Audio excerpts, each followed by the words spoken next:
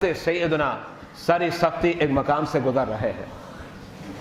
आपने देखा एक शराबी शराब के नशे में दत्त है, शराब के नशे में मशहूर है।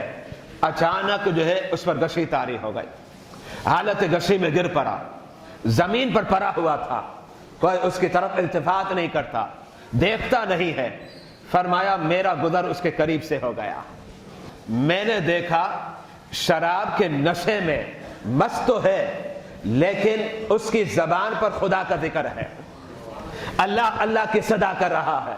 जब मैंने उसकी इस कैफियत को देखा और इस अंदाज को देखा, मैंने सोचा खुदा का जिक्र और ऐसा मुंह कि जिस मुंह में गंदगी है और गलाजत है और नशे के असरात है, नशे के असरात भी हो और खुदा का जिक्र भी करे। मैंने अपने मुरीदों को कहा पानी लेकर आओ।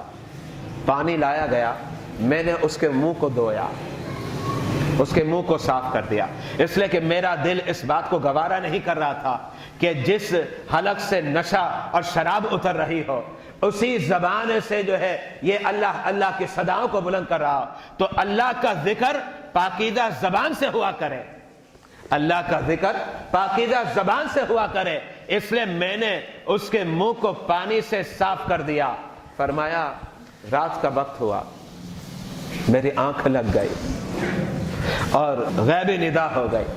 कहा ए सरी सख्ती, तुमने हमारी खातिर हमारा जिक्र कर रहा था, तुमने हमारी खातिर इसके मुंह को साफ किया है।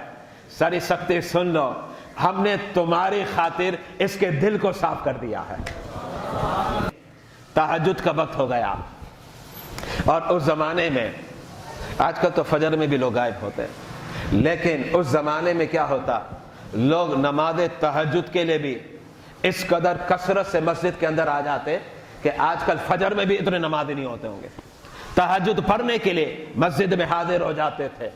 हज़रत सैयदना सरी सख्ती पाबंदी के साथ मस्जिद में आते और नमाज तहज्जुद को अदा फरमाते, लेकिन नजरे इंतखाब पर गया और रब की तरफ से बशारत दे दी कि तुमने हमारी खातिर इसके मुंह को साफ कर दिया, हमने तुम्हारी खातिर इसके दिल को साफ कर दिया।